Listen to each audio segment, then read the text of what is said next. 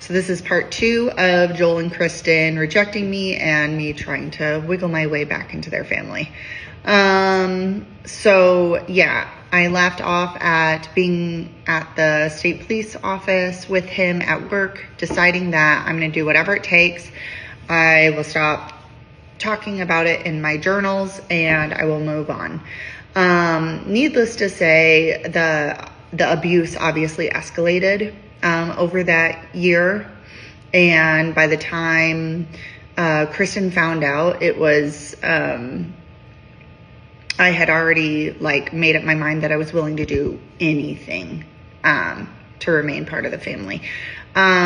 So after Kristen found out and I was kicked out, I lived in her parents' house. They were gone. I'm not sure where they were. They were not there. And then eventually, I think they came back and I lived in my car for a while I was also continuing high school, doing my college courses. And then I had 2 jobs, one at a restaurant and one for a landscape company. So I did that, and all this time I had to follow their rules. I had a curfew. I couldn't hang out with certain people. I had to attend church every week, on Wednesday and Sunday morning.